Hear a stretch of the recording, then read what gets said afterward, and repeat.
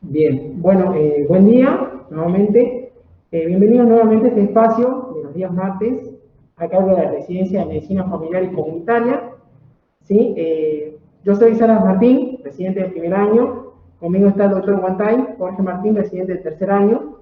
Y hoy queremos dar la bienvenida y agradecer a la invitada, la doctora Suray, ¿sí? Que ella forma parte de lo que es el equipo de neurología de acá del Hospital del Milagro, que se ofreció muy amablemente a aportar y colaborar con lo que es el tema de hoy, que nos compete, que es el síndrome vertiginoso, principalmente haciendo hincapié en lo que es el primer nivel de atención. Bueno, los objetivos que nos planteamos acá con el doctor para la clase de hoy son primero definir el síndrome vertiginoso, denotar las causas más comunes de lo que es este síndrome, conceptualizar el examen físico del vértigo, del paciente que llega con vértigo, y caracterizar los posibles tratamientos para el vértigo. Esta es la bibliografía en la cual nos basamos. Ya igual la vamos a subir a las redes, queda, digamos, subida colgada para que después puedan consultar tranquilamente los conceptos que vamos a afianzar o tratar de lograr afianzar el día de hoy. Bueno, primero, tener en cuenta qué es el síndrome vertiginoso. Es un conjunto de entidades clínicas, un conjunto de signos y síntomas, cuyo principal manifestación clínica vamos a encontrar es el vértigo. El vértigo se define como un síntoma subjetivo que hace referencia a una percepción falsa o ilusión de movimientos, ya sea que lo que gira es el paciente o él siente que lo que gira son todas las cosas a su alrededor, todo el ambiente. El mareo, el problema con esto es que el mareo es definido diferente por cada paciente. Eso es lo que frustra un poco lo que es el momento de la consulta, tanto al médico como al paciente, porque el paciente también siente esta preocupación de que a veces puede tener una patología neurológica asociada. Es un motivo de consulta frecuente, ¿sí?, en nuestra práctica, y se ha visto en la bibliografía como el 80% de las causas, del motivo de consulta de mareo o vértigo puede ser resuelto en el primer nivel de atención sin necesidad de requerir derivarlo o mandarlo a un nivel de complejidad superior. Y ya que la mayor parte de los mareos suelen corresponder a cuadros leves y autolimitados. Y también en algunos casos están asociados con otras entidades como son la ansiedad o los cuadros de depresión. El motivo de consulta por el cual suele llegar el paciente, siempre refiriendo de manera diferente, como dijimos, ya sea una sensación de incertidumbre o de inestabilidad, o de visión borrosa, lo definen algunos pacientes, o como si las cosas giraran, como ya dijimos, esa percepción ilusoria de movimiento, o algunos como lo definen como un dolor de cabeza o como si estuvieran caminando sobre algodones. Esos suelen ser algunos de los motivos de consulta por los cuales suele llegar el paciente. En cuanto a la epidemiología, bueno, básicamente el vértigo posicional tiene una incidencia aproximadamente de unos 107 casos por cada 100.000 habitantes por año. La prevalencia es aproximadamente del 3 al 7% de la población en general, y si se aumenta, se adhiere lo que es la sensación de inestabilidad, llega a alcanzar hasta un 17 o un 30% esa prevalencia. Predomina más que nada, se ha visto un pequeño aumento en el sexo femenino y con la edad, y el 20% corresponden a pacientes mayores a 65 años. Importante en este grupo etario porque hay mayor riesgo para caídas, ¿sí? Y obviamente aumenta más el riesgo de morbilidad en este grupo de pacientes. Lo que recomienda, por ejemplo, Manuel Rubinstein, en una de la bibliografía a la cual consultamos acá con el doctor para preparar la clase de hoy, recomienda qué preguntas podemos hacer para tener más o menos una orientación frente a un paciente que llega con ese motivo de consulta de mareo. Entre ellos, preguntar si presenta vértigo verdadero. ¿Qué quiere decir? Preguntar al paciente si tiene esa sensación de como si estuviera girando o si siente que las cosas son las que giran a su alrededor, ¿sí? Preguntarle cómo fue el inicio del cuadro, qué estaba haciendo justo cuando se desencadenó, si está relacionado con los movimientos posturales, los cambios posturales, si estaba en decúbito, si estaba realizando alguna actividad. Preguntarle que describa lo mejor posible, de manera más detallada y con sus propias palabras, cómo caracterizaría el cuadro que lo está padeciendo. También es importante preguntar la duración de los síntomas, si fueron solamente minutos, si fueron horas, o si ya viene de varios días de evolución esto.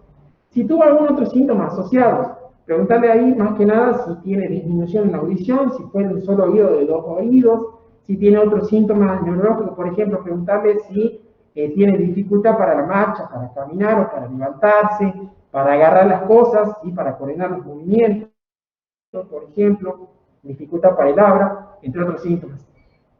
Bueno, y después en cuanto a síntomas acompañantes, acá principalmente hacer hincapié si se acompañó estas sensaciones de mareo con la presencia de náuseas, vómitos, aumento de la sudoración, y también importante preguntar los antecedentes patológicos del paciente, principalmente en los pacientes añosos, ver si no tiene algún antecedente cardiovascular asociado, o sea, si no se trata de un paciente hipertenso, de un paciente diabético, o que tiene ya una enfermedad cardiovascular establecida.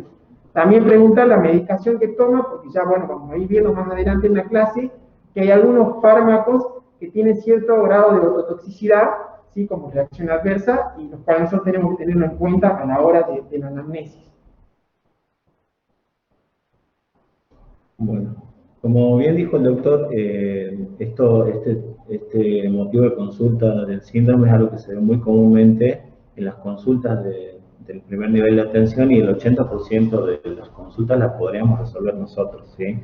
Sí, además también es importante que sepamos a dónde vamos a derivar al paciente, ¿sí? Si vamos a mandarlo al neurólogo o lo tenemos que mandar al ORL, ¿sí?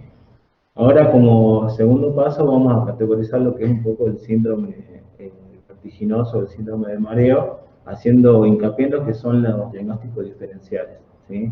Los diagnósticos diferenciales principalmente son la inestabilidad o el desequilibrio, que hay un síncope o un presíncope, hay síntomas inespecíficos, sensación de cabeza flotante o lo que denominamos el vértigo verdadero, ¿sí? La inestabilidad es la sensación de inseguridad en la bipedestación o en la marcha. Estos síntomas son bien inespecíficos y multifactoriales. Se presentan generalmente en los pacientes que son mayores con algún déficit neurosensorial múltiple, por ejemplo, pacientes diabéticos, cuando ya hay una alteración en la sensibilidad. Eh, Las preguntas que nosotros, o lo que nos van a orientar a este tipo de diagnóstico, es si el paciente tiene una sensación de ligereza o inestabilidad en los pies, si al caminar siente adecuadamente el piso, ¿sí? Y si se siente inseguro o piensa que puede caerse. En los pacientes por ahí diabéticos lo que vemos es que pisan con mayor fuerza y hacen mayor presión por esa pérdida de sensibilidad en los miembros inferiores, ¿sí? Eh, Bien, en cuanto a lo que es el síncope o el presíncope, ya la definición nos hace la diferencia, es una pérdida súbita que es transitoria del conocimiento y con una alteración de la perfusión cerebral que va a ser siempre transitoria. Eh, Puede presentarse a veces bruscamente cuando el paciente se levanta, y es muy importante ver esto, que se le oscurece la visión, ¿sí? Una sensación de que se va a desvanecer con el oscurecimiento de la visión, la sensación de la pérdida del conocimiento. El vértigo verdadero, decimos que es la percepción de lo que ya habíamos definido, de que el paciente gira o de lo que gira es su ambiente. Las causas, es muy importante que las aprendamos a diferenciar, y más adelante en la clase vamos a ir viendo cuáles son las herramientas que tenemos para diferenciarlas en dos tipos, que son centrales y periféricos. Los centrales son los más importantes y los más que tenemos que tener en cuenta, diferenciarlos bien, porque el tratamiento va a ser otro tipo de tratamiento, y recordar que se presentan algunos ACV con estos tipos de sintomatología, y bueno, dejar pasar este síntoma en un paciente con un ACV es algo de mucho riesgo. Cuando hablamos del vértigo central, decimos que la causa va a ser en el cerebelo o en el tronco cerebral, y si hablamos de la causa periférica, el nervio vestíbulo coclear o el laberinto. Bueno, acá en este cuadro queríamos poner un poco en vista lo que es las causas de los vértigos, ya sea periférica. Vamos a ir describiendo algunos de ellos más comunes. De las periféricas, el vértigo postural paroxístico benigno, la enfermedad de Meniere, y algunos traumatismos. Y de los centrales, el accidente isquémico transitorio, el infarto o las hemorragias cerebelosas. Lo que es el vértigo periférico, decimos que es el más común de los vértigos, aproximadamente un 85% de las consultas que causan son por causa de vértigo periférico. Van a ser autolimitados y generalmente benignos. La clínica, además del vértigo aislado, pueden aparecer síntomas neurovegetativos como pueden ser las náuseas, el vómito, que siempre van a ser más intensos que los centrales. Y los síntomas auditivos a veces, como lo que son los acúfenos o la pérdida de la audición, uni o bilateral. Las causas las describimos ahí: vestibulopatías periféricas, el vértigo paroxístico postural benigno, un vértigo postraumático, la toxicidad, que ya habíamos hablado un poco, que sabemos que por ahí el alcohol, la amiodarona, algunos diuréticos, la digoxina, el metotrexato pueden producir una toxicidad que puede llevar como síntoma un vértigo. La enfermedad de Meniere, que lo vamos a describir un poco más adelante, y algunas infecciones que van a ir provocando las neuritis. Perdone, yo agregaría un segundito al tema de drogas, algo muy frecuente que son todos los anticonvulsivantes. La gente que recibió carga o que inicia con fenitoína, carbamazepina, suele tener, si están un poquito pasados de dosis, el síntoma más frecuente es el tema justamente del vértigo.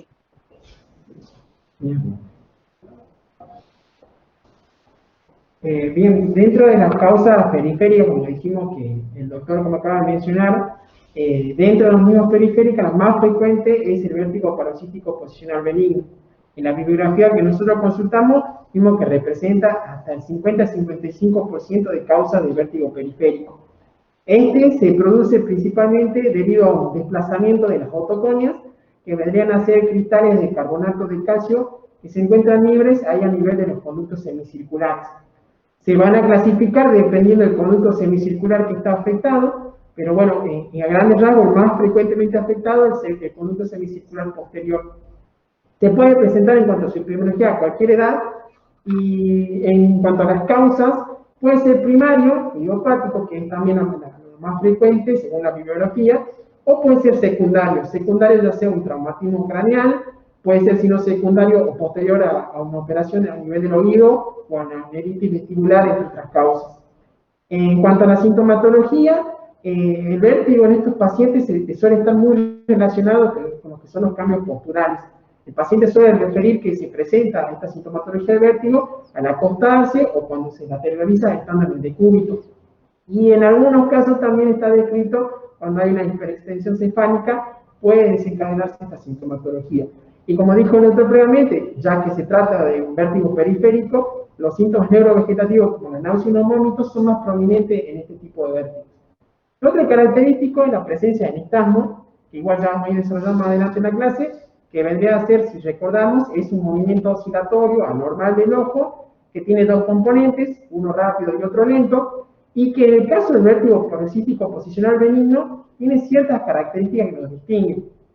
Es un nistagmo que es reproducible, es decir, realizando cierto tipo de maniobras en el examen físico uno puede generar la aparición de este nistagmo. Es un nistagmo agotable o fatigable, es decir, con la repetición reiterada de las maniobras se va disminuyendo lo que es este tipo de nistagmo. Y en cuanto a los geotrópicos rotatorios, vendría a ser la dirección que tiene los movimientos oculares cuando se desencadena este nistagmo. Es decir, que tiene un componente mixto, por un lado rotatorio y por otro lado geotrópico con tendencia hacia la Tierra. La duración suele ser muy corta, suele ser breve, menos de un minuto por lo general. Esa es una de las principales características que tiene el nistagmo en este vértigo paroxístico posicional benigno. Perdón, está perfecto todo lo que describiste, sí, tener en cuenta de que ese nistagmus que describiste perfecto se desencadena se desencadena cuando haces la maniobra. Vos lo ves al paciente sentado y quieto y no está con nistagmus, pero sí cuando haces la maniobra, ahí se ve claramente el nistagmus con todas esas características. Pero vos vas a charlar con él va a estar sentado y va a estar bien, pero el relato es bien típico justamente de esto, de que o cuando se agacha, o cuando, por ejemplo, cuelga la ropa, o cuando se agacha para buscar algo, ahí aparece el vértigo, pero que si se queda quietito, se le pasa. Es muy característico. Todos los otros vértigos, eh, vértigos periféricos o por ACV, empeoran un poco cuando se mueve, pero este, si se queda quieto o no gira la cabeza, está normal, está como si no tuviera nada, que es algo por ahí muy característico, tanto la neuritis vestibular, el Meniere o el ACV, algo basal, por más de que se queden quietos, algo de vértigo tiene. En cambio, este, si está quietito con la cabeza derechita, no tiene nada de vértigo, y cuando hace algún movimiento ahí aparece el vértigo bruscamente. Pero eso, el nistagmus, vos si lo ves sentado no le vas a ver el nistagmus, solamente lo vas a ver cuando le desencadenes con la maniobra, digamos. Bien. En cuanto a lo que es la enfermedad de Meniere, hablamos que es una patología vestibular periférica que va a afectar a ambos sexos y es más prevalente en la quinta década de vida. En cuanto a la fisiopatología, hablamos de que hay un hidrops endolinfático, aumenta la presión dentro del oído interno, pero las causas no están todavía muy estudiadas, ¿sí? La triada característica de este síndrome es el vértigo, acompañado de acúfeno, y hay una pérdida de auditiva fluctuante, que generalmente va a terminar en una hipoacusia que va a ser irreversible. El vértigo va a llegar a pocos minutos y puede durar varias horas. Y bueno, siempre es importante que hagamos unas pruebas de audiometría para aprender a diferenciar, ¿sí? Más adelante vamos a definir un poco lo que es el tratamiento en la fase aguda y en la fase ya latente del síndrome de Meniere. ¿Sabés cómo es la pérdida de la audición? No sé si lo hablan después, perdón. No. Un segundito. La pérdida de la audición es típicamente para los sonidos graves, que es la diferencia con, o sea, cuando ves la audiometría, la parte de la izquierda, esos son los sonidos más graves. Eso típicamente cae cuando el paciente está con la recaída, pero después puede volver a mejorar. Eso lo diferencia, por ejemplo, los viejitos suelen tener presbiacusia y pierden típicamente la audición para los sonidos más agudos, pero el Meniere te da típicamente pérdida de los graves. Bueno, en este cuadrito, como criterio diagnóstico de la enfermedad de Meniere, vemos, lo podemos clasificar en dos: la enfermedad de Meniere definitiva y la enfermedad de Meniere probable, con cada una de las características. Cuando es definitiva, tenemos 2 o más episodios de vértigo que van a ser espontáneos y van a durar de 20 minutos a 12 horas. Hay una hipoacusia neurosensorial a frecuencias bajas y medidas en el oído afectado antes, durante y después del episodio del vértigo. Y los síntomas auditivos van a ser fluctuantes, hipoacusia, acúfeno o penitoda óptica en el oído afectado. No existen otros diagnósticos que pueden explicar mejor los síntomas. Y cuando estamos hablando de un Meniere probable, 2 o más episodios de vértigo espontáneos de 20 a 20 minutos, 24 horas, los síntomas auditivos van a ser también fluctuantes, hipoacusia, acúfeno o plenitud óptica, y no va a existir otro diagnóstico que explique mejor los síntomas. Eso vendría a ser, bueno, como dijimos, las entidades más frecuentes, ya que pertenecen a lo que es el vértigo periférico, con mayor prevalencia. Y hablando un poco nada más de lo que es el vértigo central, como ya dijimos, como mostramos en las diapositivas anteriores, solamente representa el 15% de los casos de vértigo. En este se caracteriza principalmente porque ya acá hay compromiso de otras estructuras del sistema nervioso, ¿sí? Llámese lo que es la lesión en el tronco cerebral o en el cerebelo, como dijo el doctor anteriormente. Este predomina más que nada en pacientes ancianos, añosos, y está asociado con enfermedades crónicas. Entre ellas, principalmente, cabe destacar lo que es hipertensión arterial, enfermedades cardiovasculares, la diabetes, entre otras. La principal diferencia clínica que vamos a encontrar con el vértigo periférico son que acá predominan más que nada los trastornos en la deambulación y como síntomas asociados la presencia de síntomas neurológicos. Muy característico, y lo que tiene que hacer al médico en la atención, sospechar de que se trata ya de un compromiso central. Entre ellos podemos encontrar ataxia, debilidad muscular, disartria, alteraciones en la coordinación, entre otros síntomas. Dentro de las causas que encontramos de vértigo central, tenemos lo que es la isquemia a nivel del tronco cerebral. Acá se encuentran los accidentes cerebrovasculares, por ejemplo. La lesión más frecuente asociada en estos casos, o la afección, mejor dicho, más frecuente de la localización, suele ser en el tronco vértebro basilar, el cual, si recordamos, se encarga de irrigar lo que son los núcleos vestibulares, y lo que tiene que llamar la atención al médico para sospechar en estos casos es la epidemiología. O sea que, como dijimos, predomina más que nada en pacientes ancianos, pensando en pacientes ancianos con múltiples factores de riesgo cardiovasculares asociados. Puede presentarse, por lo que vimos también en la bibliografía, en pacientes jóvenes, principalmente cuando hay un traumatismo craneal muy severo o grave, en los cuales ya hay un compromiso de lo que es la arteria cervical, o una disección, que es muy poco frecuente, pero se puede dar en algunos casos. Pero la gran mayoría de las veces, como dijimos, son pacientes ancianos con múltiples factores de riesgo cardiovasculares, que además del vértigo van a tener síntomas neurológicos muy evidentes, ataxias, debilidad, todo lo que ya nombramos previamente. Otra de las... Sí. También siempre recordar, hay algunos síndromes específicos de tronco que dan hemiataxia, pero también dan cuadros de la sensibilidad y algunos dan alteraciones de la sensibilidad termoalgésica. Entonces, por ahí preguntarle al paciente si cuando se baña, si siente distinto la mitad, la temperatura del agua de una mitad del cuerpo del otro. Porque, por ejemplo, el Wallenberg es un síndrome bastante, dentro de lo que es ACV, bastante común, que te da una alteración de ataxia, te da una alteración de la sensibilidad de la termoalgesia y te da un Horner, pero pueden ser un Wallenberg incompleto, solamente con una alteración de la sensibilidad y la ataxia. Y también recordar que todo lo que son ACVs de tronco te dan los cuadros alternos. Por ahí pueden tener alteraciones de pares craneales de un lado, con alteraciones de vías largas, tanto sensitivas como motoras del otro. Bien. Y en cuanto a las otras causas, bueno, simplemente nombrar que pueden ser producidos por enfermedades mielinizantes, por tumores del ángulo pontocerebeloso, el neurinema del acústico, lesiones en el tronco cerebral o a veces secundario como complicaciones de convulsiones. Bien. Una entidad también que nos interesó describir son los mareos perceptivos postural persistentes, los que antes se denominaban como psicógenos. Es un trastorno funcional crónico con inestabilidad al andar o estar de pie que va a ceder en el decúbito y se van a presentar en personalidades que son ansiosas y depresivas.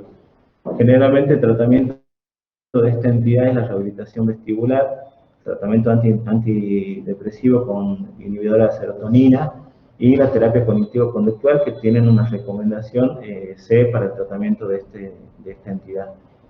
Siempre teniendo en cuenta que es difícil llegar al diagnóstico y va a ser siempre descartando las otras causas que ya venimos hablando. Los criterios del diagnóstico para el mareo perceptivo postural persistente los vamos a dividir en uno o más síntomas de mareo, inestabilidad o vértigo no rotatorio en la mayoría de los días de menos de durante 3 meses, ¿sí? Los síntomas duran periodos prolongados de horas, pero no fluctúan en su gravedad. Los síntomas no necesitan estar presentes continuamente durante todo el día, y si los síntomas persistentes ocurren sin provocación específica, pero se exacerban por 3 factores: una posición vertical, el movimiento activo o pasivo, o sin tener en cuenta la dirección o la posición, o la exposición de estímulos visuales móviles o patrones visuales complejos. El tercero es un trastorno desencadenado por eventos que causan vértigo, inestabilidad, mareos o problemas en el equilibrio, incluyendo lo que son los síndromes vestibulares agudos, recurrentes o crónicos, como enfermedad neurológica o medida de malestar episódico. La D son los síntomas que causan malestar o discapacidad funcional, y el último son los síntomas que no se explican mejor con otra enfermedad o trastorno. Serían los criterios de diagnóstico. ¿Podrías volver a leer el B, creo que era, de los síntomas desencadenantes? Sí. Son síntomas persistentes que ocurren sin provocación específica. Sí, No y no sé cuál era el que dijiste del estímulo visual. El B. Sí. Esto por ahí remarcar, estos pacientes suelen tener, por ejemplo, si van al súper, que tienen mucha gente, que tienen muchas góndolas, o si salen a la calle, que ven todo el tiempo autos pasar, y todos estos estímulos como de mucha cuestión visual, como que eso les empeora. Entonces son pacientes que, por ejemplo, eso, o si van al súper, o si ven mucha gente, o si salen a la calle, tienen peor estos síntomas en un contexto por ahí psiquiátrico de base y con un examen neurológico más bien normal, digamos. Bien, luego pasamos a lo que es el abordaje del paciente con vértigo, cómo lo estudiaríamos. Acá lo que consenso en todas las guías es que importantísimo tener una historia clínica bien detallada, tanto que la anamnesis y el examen físico van a ser fundamental para el diagnóstico y abordaje de esta entidad. En la anamnesis se ha visto que una correcta un interrogatorio detallado y concreto permite hacer el diagnóstico hasta en el 72% de los casos, siempre y cuando sea un interrogatorio bien dirigido, con preguntas claras, concisas, apuntando bien como dijimos, a tratar de lograr una descripción lo mejor posible de esta patología. Lo que recomienda, lo que vimos nosotros en la bibliografía, es describir bien el primer episodio, que ahí es donde se frustra un poco también lo que es la anamnesis, si no está bien dirigida con el paciente, que trate de describir lo mejor posible con sus palabras, detallando las principales características de ese mareo o vértigo. También evaluar y preguntar si hay remisión o progresión, o sea, si estos episodios de mareo o vértigo son siempre de las mismas características o han ido aumentando en el último tiempo. Importante también, como hemos dicho en un principio, la duración de los episodios.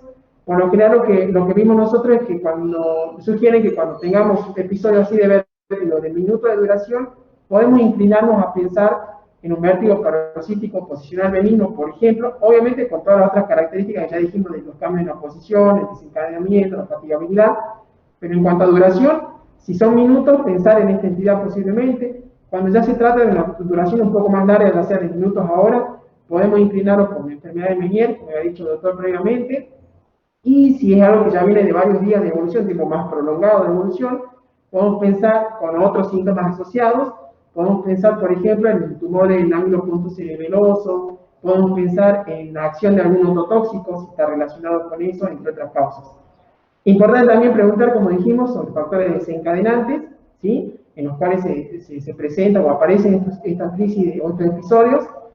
Como dijo la doctora y como hemos visto previamente, lo que es los cambios posturales, ¿sí? O al acostarse, cuando está en decúbito y lateraliza la cabeza, o la hiperextensión cuando está a punto, como decía la doctora, el ejemplo de que está yendo a colgar la ropa y cuando levanta o hiperextiende el cuello es cuando empieza la sintomatología.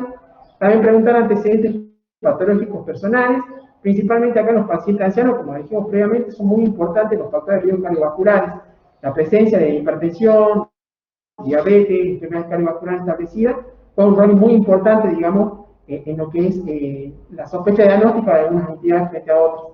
También es importante preguntar el consumo de algunos fármacos, como dijo la doc previamente, y también a nosotros lo que nos gustaba recalcar, los antibióticos. Repasar bien esa parte, teniendo en cuenta de que los aminoglucósidos, principalmente streptomicina y gentamicina, como reacción adversa, tienden a generar, vimos que pueden generar lo que es daño, ¿sí? O deterioro en los receptores de las células vestibulares, lo que es el octavo par craneal, y de esa manera, con la reacción adversa, puede generar estos síntomas de vértigo. Obviamente también asociado con otros fármacos, como ya había nombrado y la doctora también previamente, los anticonvulsivantes, antidepresivos, amiodarona, entre otros. Lo otro que también es importante preguntar al paciente es la presencia de síntomas asociados, como dijimos previamente, entre ellos los auditivos. Preguntar ver si existe la presencia de hipoacusia, que también nos puede ir nosotros orientando a la sospecha diagnóstica. Si se trata más que nada de una hipoacusia unilateral, con la presencia de acúfenos, uno ya se puede ir orientando a la posible compromiso a nivel vestíbulo-coclear, mientras que si se trata de una hipoacusia bilateral, uno puede sospechar que esté relacionado con ototóxicos o con la causa autoinmunitaria, como por ejemplo suele suceder en los casos de esclerosis. También la presencia de acúfenos, como dijimos con el doctor, puede estar indicando un compromiso de conducto adictivo interno, ¿sí? Del oído interno, y también asociado con la presencia de síndrome de Meniere, con la tríada característica que había nombrado el doctor previamente. Otro de los síntomas asociados es preguntar la presencia de síntomas neurológicos. Como me había dicho la doc, la presencia de ataxia puede estar indicándonos a nosotros un vértigo central, presencia de un vértigo central con afección ya sea a nivel del tronco cerebral o del cerebelo, y el compromiso de los pares craneales, principalmente el quinto o el séptimo, puede estar asociado con lo que es un tumor del ángulo pontocerebroso, que al ir creciendo y expandiéndose genera compresión del trayecto de estos pares craneales, y también puede ser una de las sospechas diagnósticas. También la presencia de síntomas cardiovasculares, llámese lo que es hipotensión, disnea, palpitaciones, también es importante preguntar como síntomas asociados en estos pacientes.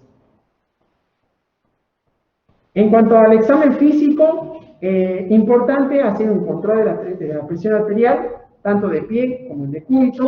Lo que vimos que recomienda la bibliografía es esperar que el paciente se encuentre por lo menos 3 minutos de pie, dentro de los 3 minutos tomar lo que es la presión arterial y compararla con el registro de tensión arterial del paciente de cúbito después de 5 minutos de permanecer en el cúbito, para evidenciar la presencia de diferencia entre los registros que nos pueden orientar más que nada a una posible hipotensión ortostática. También es importante evaluar lo que son las otras constantes vitales, frecuencia cardíaca, la frecuencia respiratoria, la temperatura, porque por ejemplo tener una taquicardia, una taquipnea en un paciente joven con vértigo puede estar asociado con una crisis de ansiedad o de pánico en algunos casos. El aumento de la temperatura nos puede estar indicando una posible infección, ya sea a nivel del oído medio o infecciones de lo que son las estructuras nerviosas a nivel de las meninges, por ejemplo. En cuanto al examen de la audición, importante la observación mediante la otoscopía para ver cómo se encuentra lo que es el conducto auditivo externo, ver si hay presencia de tapones de cerumen, que también pueden ser causantes de vértigo, la presencia de vesículas o de inflamación o hiperemia de la membrana timpánica, ¿sí? Que nos puede estar indicando un proceso a nivel del oído medio. Y como dijimos, también evaluar la audición para detectar lo que ya habíamos dicho previamente, dentro de la hipoacusia, que nos puede también orientar a alguna sospecha diagnóstica. En cuanto al examen ocular, importantísimo, evaluar principalmente, bueno, los pares craneales oculomotores, ¿sí? Evaluando todo lo que incluye estos componentes, como son el reflejo pupilar, los reflejos fotomotores corneales, los movimientos oculares, la fijación, la acomodación. Principalmente lo que buscamos acá es confirmar o descartar la presencia o el desencadenamiento de un posible nistagmo. Y una vez que tengamos, que valoremos la aparición de este nistagmo, es evaluar los cambios del mismo frente a los movimientos oculares, a los cambios de posiciones cefálicos, ¿sí? Y con la aplicación, para ver si tiene las características, por ejemplo, de un nistagmo de un vértigo paroxístico posicional benigno, o si se trata más de un nistagmo con características de centralidad, de una afección central. En cuanto al examen neurológico, evaluar bien lo que es la marcha, ¿sí?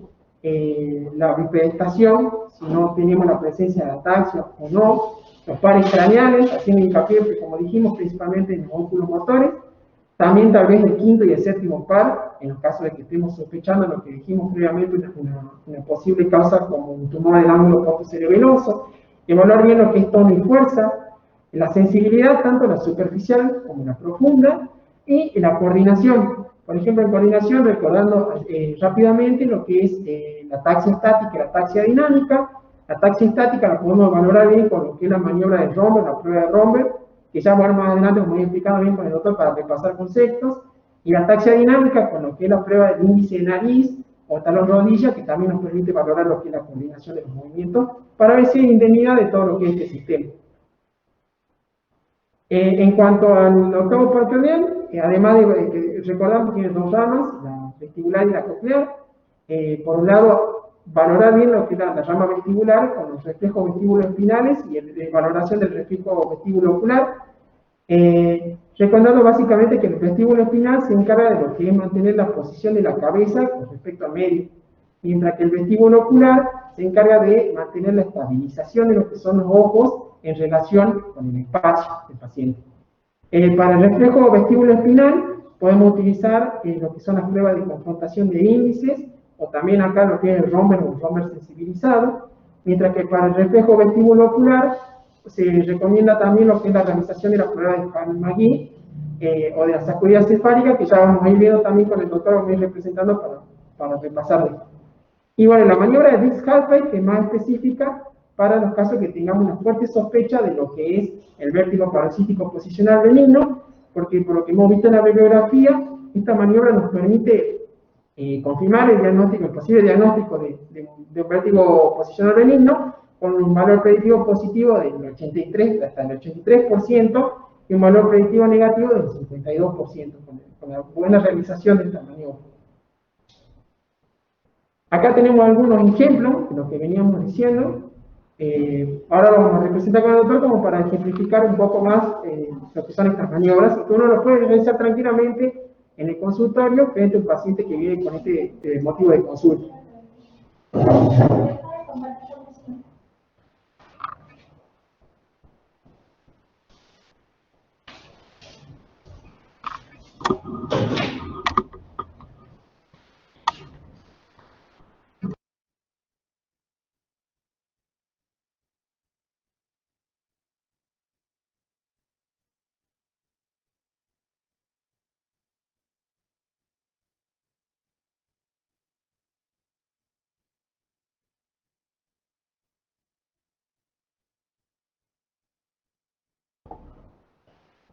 Bien.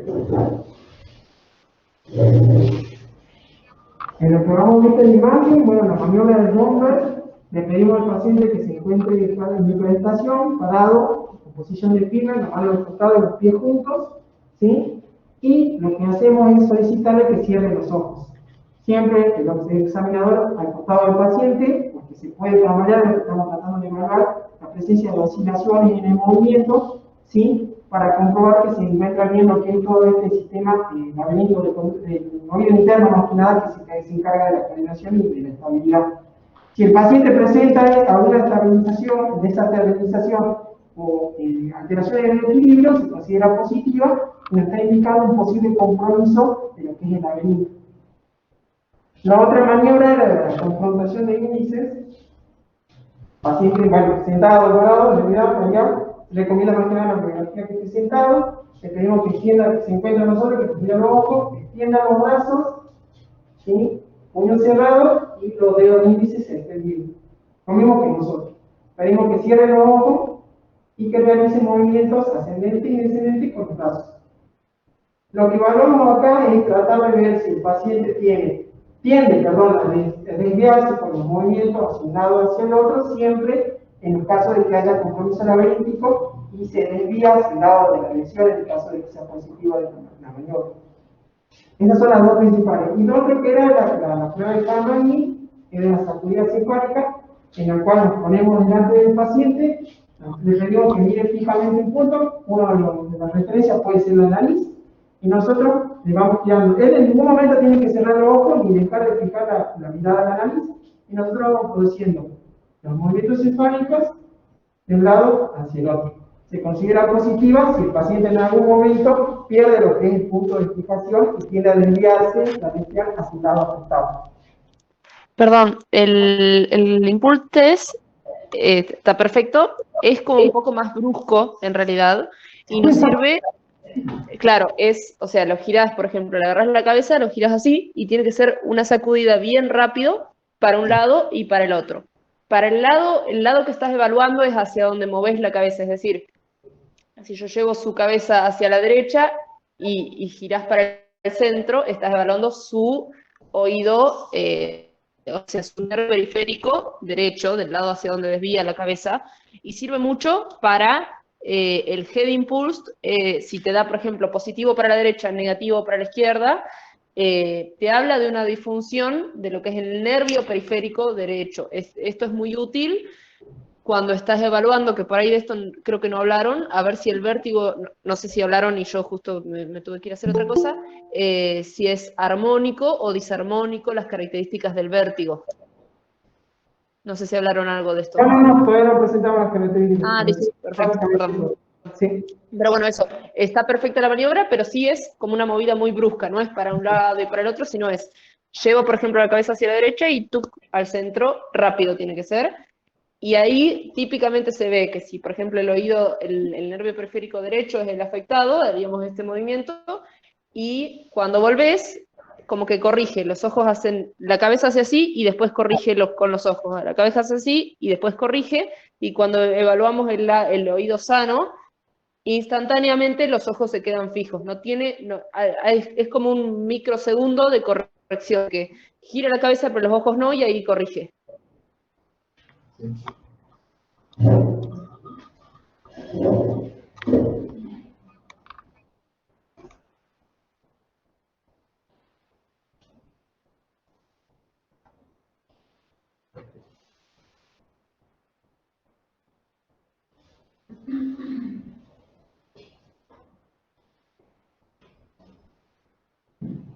Bien, acá está ejemplificado lo que decía exactamente a la perfección ad hoc, ¿sí? De lo que es la prueba de la sacudida cefálica, como la retienen en alguna bibliografía. Y bueno, y nos quedó pendiente esto de la maniobra de Dix-Hallpike, que como dijimos es más que nada para pacientes que nosotros tenemos una fuerte sospecha de vértigo parasítico posicional benigno, en la cual, bueno, nos ponemos, el examinador se pone al costado de la camilla, lo primero que hace es girar la cabeza del paciente unos 45 grados aproximadamente, ¿sí? Y le pedimos al paciente que en todo momento tenga bien los ojos bien abiertos, que no fije el punto en ningún punto, la mirada en ningún punto, que como dije, no lo cierre, lo mantenga abierto en todo momento, y nosotros lo que hacemos es generar un recostamiento del paciente sobre la camilla de modo tal de que la cabeza quede colgando por debajo del borde de la camilla, aproximadamente unos 30 grados. Y lo que buscamos observar, por eso es que es importante que el paciente no cierre los ojos, es durante 30 segundos la aparición o no de nistagmo, ¿sí? De estos movimientos oscilatorios. Después de esto volvemos a repetirlo, pero del lado contralateral, para también, y después se repite varias veces la maniobra, para también evaluar esto que dijimos previamente, la fatigabilidad del nistagmo. Ahora tenemos, por ejemplo, acá lo que es un video para ejemplificar bien lo que tratamos de decirles.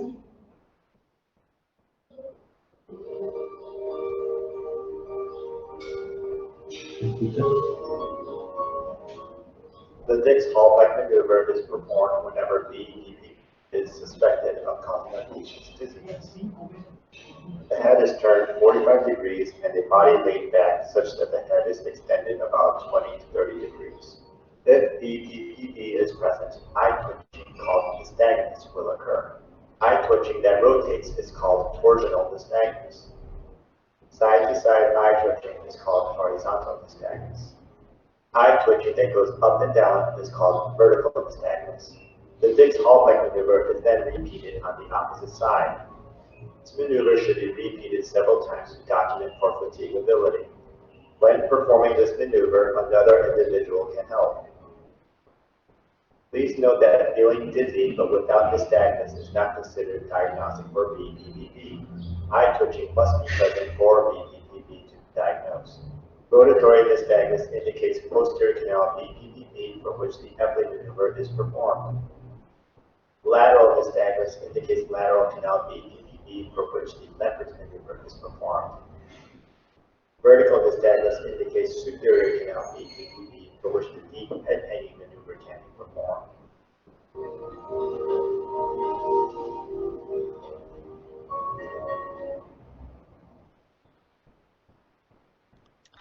A los hechos prácticos, normalmente si el paciente relata algo muy típico y haces una maniobra y ya, por ejemplo, haces el Dix-Hallpike para la derecha y ya tiene el nistagmus típico, directamente ahí lo reposicionamos en esa misma maniobra, continuando con la maniobra de reposición, porque si tiene todas las características, no sería tan, o sea, para no estar haciendo, porque el paciente suele estar muy sintomático, entonces para demostrar fatigabilidad, hacérselo 5 veces para ver si se fatiga, la verdad es que con una sola maniobra, si vemos que hace el nistagmus en un patrón creciendo, increciendo, es decir, que aumenta el vértigo y después mejora y desaparece el vértigo, y el relato es típico, la verdad es que es muy sugestivo de que ya tiene eso, y ahí directamente ya arrancamos con la maniobra de reposición, No solemos hacerlo como 2 o 3 veces para cada lado porque es por ahí exponer al paciente a un sufrimiento que ya con una sola maniobra o sea, con una sola maniobra ya te sirve para el diagnóstico y ya lo podés tratar en esa misma maniobra. Bien, Doc. Bueno, un poco repasando en este cuadro y poniendo más, sí, en repaso lo que son las características del nistagmo, de lo que son los vértigos periféricos y centrales, vemos que, como decíamos, las distintas características son las náuseas y vómitos, van a ser severos en el periférico y pueden ser moderados en lo que es el central. El nistagmo siempre va a ser horizontalizado o rotatorio en el periférico y vertical o en cualquier dirección lo que es el central. La fijación se suprime, o sea, el nistagmo va a ser suprimido por la fijación, en cambio en el central no se suprime por la fijación. Es fatigable en lo que es el periférico, menos intenso cuando se repiten las pruebas, y el nistagmo central siempre mantiene la intensidad. Lo que es la intensidad va a seguir la ley de Alexander, que nos dice que va a ser más intenso cuando la mirada se dirija hacia lo que es la fase rápida del nistagmo. Esta ley no se presenta, no cambia la intensidad en lo que es el nistagmo central. La prueba de Romberg cae del lado contrario a la fase rápida del nistagmo, mientras que la central cae del mismo lado. La hipoacusia asociada van a ser comunes en los periféricos y en los centrales son raros, y la maniobra de Dix-Halpy, el nistagmo rotatorio hacia el oído depende, disminuye aproximadamente unos 50 segundos en lo que es el periférico, y en lo que es el central los nistagmos por varios patrones son siempre persistentes. La latencia, los síntomas van a iniciar entre 1 y 5 segundos después de la maniobra en el periférico, y en el central los síntomas inician en conjunto con la maniobra, apenas se la está realizando. Y lo que es en cuanto a la extinción, se agota tras varias maniobras en lo que es el periférico, y en lo que es el central siempre permanece presente, no se agota. Por ahí Bien. una cosita, la típica clasificación de si es un vértigo congruente o si o no, digamos, por ahí esta clasificación, la descripción de este vértigo periférico, sacando lo que es la maniobra de Dix-Halpy, describe bien lo que es típico de una hipofunción vestibular, por ejemplo, por una neuritis vestibular. Pero, por ejemplo, en el BPPV, vos no vas a tener Romberg, vos no vas a tener muchas de estas cosas de vértigo periférico. Entonces, yo por ahí dejo como concepto, pensar en algo benigno o algo periférico. Sí, tiene estas características de vértigo periférico, el tema de que el nistagmus va para un lado y el Romberg para el otro, y el impulso cefálico para un lado.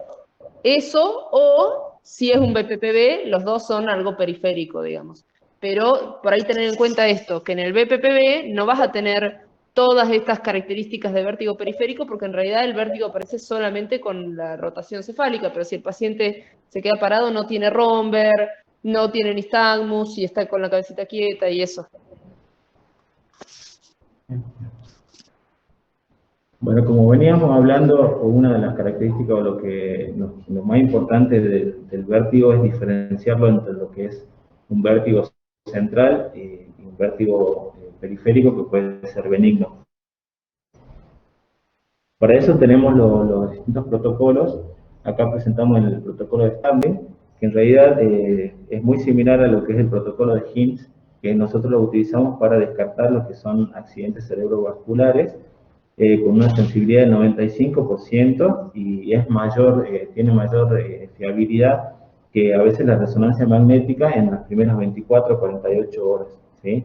El protocolo de Hincks va a analizar lo que son el nistagmo espontáneo, la desviación ocular vertical con la prueba de la oclusión ocular, y lo que son lo que es la impulsión cefálica, que es la maniobra que ya habíamos descrito. Lo que es el algoritmo de Starling es similar y tiene un valor predictivo. Va a analizar, aparte de lo que es el nistagmo posicional, se agrega lo que es la marcha. con un valor predictivo positivo para una patología central en un 99%. Entonces vemos que en el cuadrito vemos el nixtasmo cuando es posicional, espontáneo, ausente o posicional. La dirección que tiene este nixtasmo, unidireccional o pluridireccional, cuando el test de las distintas características o las distintas patologías, cuando es neuritis vestibular, un vértigo central o un vértigo posicional benigno. Este es hablando de lo que son los trastornos del equilibrio. Vamos a ver otro protocolo que nos indica primero descartar lo que son los síntomas neurológicos agudos, shock o intoxicaciones, y la vamos a dividir en dos tipos: las crisis que son agudas, que se van a presentar en días u horas, o la sintomatología que es recurrente. Cuando son las crisis agudas las dividimos en espontáneas o desencadenadas. En las espontáneas cuando hay una audición normal o cuando hay hipoacusia, siempre viendo el protocolo de Hintz en este momento, si son positivos, la neuritis vestibular; si es negativo, una urgencia, y de referir a neurología. Cuando es hipoacusia, puede ser a causa de una laberintitis, una labirintinitis y ORL, ¿sí? Y cuando son desencadenados, cuando es posicional, hacemos la maniobra de Dix-Halpy, y si es negativa, ORL y neuro, y si no, es un vértigo posicional benigno, si es positivo. Después, en las causas que son recurrentes, cuando la audición es normal, tenemos otros tipos de diagnósticos, cuando son migraña vestibular, paroxismia vestibular, vértigo metabólico, con patologías vasculares, y la hipoacusia, cuando se acompañan de recurrentes hipoacusia, vamos a pensar en lo que es la enfermedad de Meniere, una fístula perilinfática o enfermedad autoinmune, siempre derivados a lo que es el ORL. Bien. Una vez haber presentado todas las herramientas con las que se puede contar el médico en la consulta para la orientación, digamos, del abordaje del paciente con mareo o vértigo, pasamos a lo que es el tratamiento. En cuanto al tratamiento, los objetivos principalmente son eliminar la sensación de esta vertiginosa, un tratamiento sintomático, ¿sí? Suprimir la causa que está provocando el vértigo, tratamiento etiológico, y facilitar los fenómenos compensatorios del sistema nervioso central, es decir, con todo lo que hace referencia a la maniobra de rehabilitación o reacomodación. Entre las medidas generales que se recomienda sugerir al paciente son hacer una buena educación tanto del paciente como de la familia de lo que conlleva esta enfermedad, de qué es el vértigo, de las características que tienen los vértigos, para de esta manera favorecer el autocontrol por parte del paciente y de su familia, ¿sí? Prevenir y evitar lo que son los factores precipitantes, y también saber reconocer toda la clínica que corresponde a la descompensación de estos cuadros, ¿sí? También acá se recomienda lo que es lo nombrado ahí abajo, la prevención de las caídas. Algunos consejos, como por ejemplo, recomiendan de que si va a andar por ciertos lugares, tenga la precaución de que sean bien iluminados, trate de no subir muchas escaleras, ¿sí? De que evite lo que son obstáculos en esa zona de pasaje muy frecuente en la casa, más que nada. También recomiendan la disminución del consumo de tabaco y alcohol, no solo durante las crisis agudas, sino también en la fase estable o de compensación. En cuanto a la actividad y la vida laboral, que el paciente tenga un buen descanso, ¿sí? Respete bien las horas de descanso, evite las situaciones estresantes, los factores estresantes que pueden estar generando la sintomatología también asociada, principalmente en aquellos pacientes, como le ha dicho el doctor, con personalidades ansiosas, ¿sí?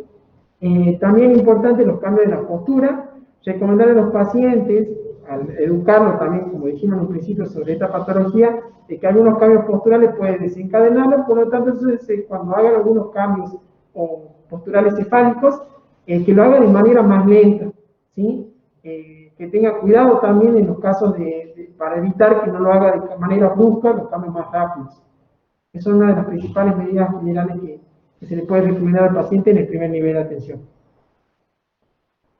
Los signos de alarma que uno tiene que tener en cuenta, ¿sí? En el momento de la consulta son la presencia de una inestabilidad severa, ¿sí? Es decir, un paciente que tenga incapacidad, tanto en la marcha o en la bipedestación, muy marcada, la presencia de signos de foco neurológico, ¿sí? O alteración del estado de conciencia, la presencia de cefalea intensa de reciente comienzo, también otro de los signos que tenemos que tener mucha precaución, o los pacientes que han empezado con vértigo de inicio brusco y tienen factores de riesgo, múltiples factores de riesgo cardiovasculares, también hay que tener mucho ojo. Y en los casos de nistagmos espontáneos, con dirección cambiante, todo esto hace lo que es los signos de alarma, en los cuales uno tiene que considerar, como había dicho el doctor en el algoritmo, solicitar de forma urgente la interconsulta de valoración con el neurólogo, o derivarlo para los requerimientos de estudios complementarios y llegar así a posibles causas, por ejemplo, esto ya más nos orienta un vértigo, un posible vértigo central, si nos ponemos a ver bien las características ya venimos mencionando previamente. Bien. En cuanto a lo que es el tratamiento farmacológico, lo vamos a dividir en lo que es el agudo, como bien habíamos dicho, en la fase aguda o en la fase que es ya de latencia. Dependiendo de las causas del vértigo, también lo podemos clasificar. Por ejemplo, tenemos una neuritis vestibular. En una fase aguda, las recomendaciones serían el reposo, sedantes vestibulares como el dimethylidrinato en una dosis de 50 miligramos cada 6 o cada 8 horas. Tiene una recomendación de tipo A. La marca comercial es el famoso Dramamine. Después tenemos lo que es la sulperidina, también a dosis de 50 miligramos cada 12 o cada 8 o cada 12 horas, con una recomendación C, y el diazepam en 2 a 10 miligramos cada 8 horas. El tratamiento combinado de esta medicación no debe ser mayor a 5 días para no estar enmascarando algún tipo de patología más preocupante. En cuanto a lo que son las crisis recurrentes, hablamos de enfermedades de Meniere. La bibliografía nos denotaba que no hay suficiente evidencia para recomendar lo que es el uso de la betahistina, los diuréticos o la restricción de sal entre las crisis. Y sí hay una recomendación de tipo C para la inyección intratimpánica de corticoides o gentamicina por parte del ORF. Eso tiene recomendación C. Lo que es el vértigo paroxístico posicional benigno, tenemos lo que son las maniobras de reacomodación, la maniobra de Epley, que tiene una recomendación B, y todas sus variantes, por ejemplo, la maniobra de Semon y los ejercicios de Brad Darrow. Tenemos idea, ¿no? Sí, bueno, lo que es la maniobra de Epley, vemos que el paciente tiene que estar sentado. Es muy similar a lo que es la maniobra de Dix-Hartley. El paciente va a estar sentado, va a girar la cabeza hacia el lado que tiene más síntomas y se va con grados, generalmente con una graduación de 45 grados, y se va a recostar. Ahí vamos a esperar 30 segundos o hasta que la sensación de vértigo disminuya. Y lo vamos a ir repitiendo, ¿sí? La maniobra de Semon es básicamente también parecida, es en la imagen... Perdón, en realidad no es que lo vas repitiendo, sino que vas haciendo toda una posición de giro. O sea, desde donde, por ejemplo, tiene BPPB derecho, lo recostás con la cabeza para ahí. Cuando se le va al vértigo, el paso siguiente es girás la cabeza para el otro lado, como está en la figura B, me parece. El paso siguiente lo girás de costado y la cabeza queda mirando el piso, que sería el tercer paso. Y el cuarto paso es que se sienta, digamos, no es que lo repetís, porque repetirlo sería hacer como el Dix-Hartley repetidas veces. El E-Play es, lo haces, te das cuenta que tiene un BPPB posterior de ese lado, y ahí continúas con la maniobra, que es entonces, si lo acostaste para atrás, así para atrás, girás la cabeza para allá, después el paso siguiente, como está en el C, se acuesta de costado y la cabeza mira al piso. Y el último paso es, se sienta y se tiene que quedar, después de hacer la maniobra, media hora con la cabeza derecha, sin agachar la cabeza ni nada de eso, porque Vos con esto tratás de sacar los otolitos fuera de los conductos semicirculares y si él instantáneamente vuelve a mirar para abajo, puede hacer que vuelvan a entrar, digamos. Sí. Igual ahora tenemos un video para ejemplificar básicamente lo que acaba de decir Adoc, que es bueno, básicamente eso, tratar de favorecer, como dice, la salida de las motoconias de los conductos semicirculares. Claro. Ojo, igual que esa es la maniobra del Lemper, que es para el lateral, no para el posterior, que el posterior es el más frecuente. Sí. There's fluid within the ear also forming the brain that a head can occur. However, should a crystal called the photolith gets displaced into the lateral or horizontal canal of the inner ear, BPPV dizziness occurs. Fluid movement occurs due to the crystal rather than head tremor, causing the brain to think movement has occurred even though not intended. The Leffert or barbecue maneuver is performed to treat this lateral canal BPPV by trying to get the loose crystal out of the canal. This maneuver is started by turning the head 90 degrees while the body is laid back. If BPP is present, side-to-side eye twitching causes stagnance or occur. After 30 to 60 seconds, the head is then turned such that one is facing down, and this position is again held for 30 to 60 seconds. The head is then further rotated another 90 degrees. When performing this maneuver, another individual can help with these position changes. Finally, the Leffert maneuver is completed by rolling the head and body back to the original starting position before sitting back up. At this point, the loose crystal should have come out of the canal, causing no further problems. So what's going on with these position changes? Essentially, the head is moved in such a way to manipulate the crystal to fall towards the canal opening.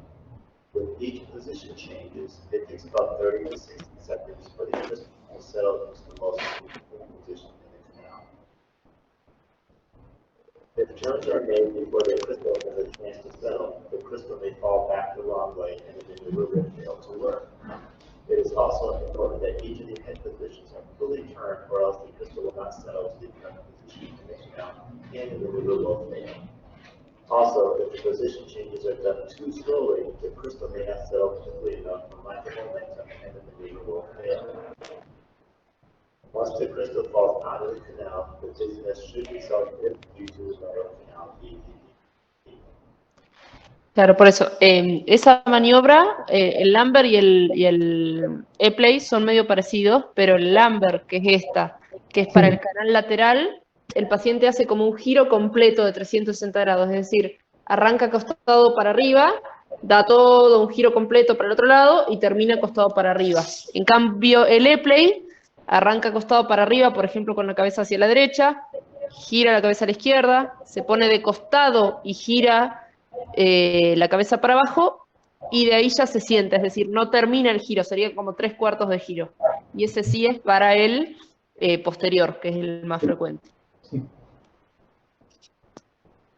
Bien, bueno, básicamente es lo que corresponde a la clase de hoy, lo que tratamos de abordar con el doctor Martín, repasar todas estas herramientas que tiene el médico en la atención primaria frente a un caso de mareo o vértigo y de saber reconocer todos los signos que uno nos pueden llevar a tratar de solicitar la interconsulta con especialistas, llámese neurólogo o otorrinolaringólogo, básicamente con el abordaje correcto, bien detallado de este tipo de pacientes. Ahora, bueno, no sé si la doc Menninger quiere hacer alguna acotación o si hay algunas preguntas. Muy buena la clase, chicos. Yo por ahí lo único que agregaría, que de algo de que no hablaron, que sí es algo frecuente, es de la simetría vestibular, que es como una de las causas más frecuentes de vértigo en los ancianos y que es simplemente que por la vejez o por algún daño secuelar, por el uso de antibióticos en algún momento de su vida, por algún traumatismo a nivel, a nivel del oído, uno de los conductos semicirculares o una de las ramas del nervio vestibular funciona menos que el otro. Entonces son por ahí abuelitos, ancianos, que tienen el impulse positivo para algún lado, tienen mucha inestabilidad, pero como es algo más bien crónico, están bastante adaptados, pero sí se quejan del vértigo y el vértigo y el vértigo.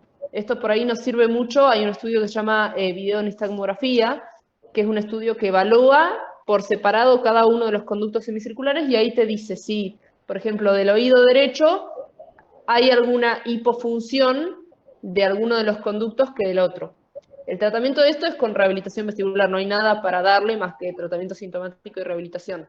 Pero por ahí lo remarco porque es muy frecuente en la gente grande que se quejan de este vértigo y que lo revisás y el examen no es tan contundente, sí que tienen un impulso cefálico positivo hacia algún lado, y le pedís el video en nistagmus y te viene asimétrico, que uno de los oídos está funcionando sensando menos, y eso genera esta sensación de vértigo porque están funcionando dispares los oídos. Y lo que hay que hacer es justamente la rehabilitación para que el cerebro pueda compensar esta asimetría vestibular.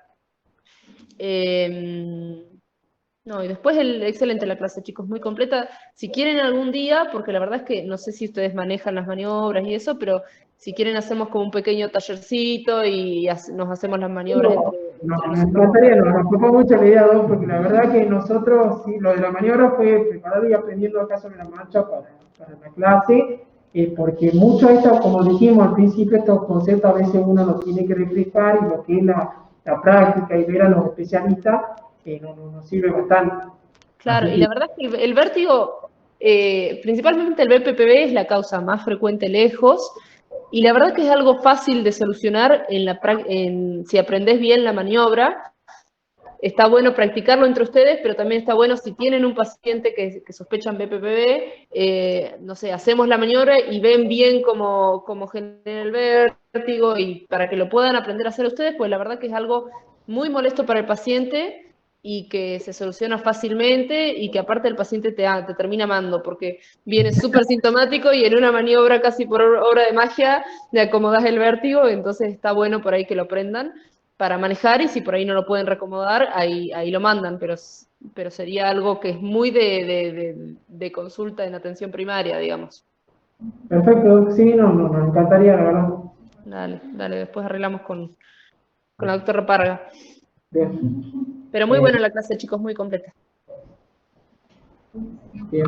Bueno, acá dejamos en nuestras redes, en la cual vamos a subir lo que es la bibliografía, en la cual basamos la clase de hoy día para cualquier consulta que quieran realizar. Y bueno, sin más, con el doctor Bentay nos despedimos. Esto fue todo por lo que corresponde al anterior de hoy. Nos esperamos en el anterior del próximo martes, que va a ser sobre violencia de género. Así que, bueno, en este espacio que nos toca la residencia de medicina familiar de los días martes. Gracias.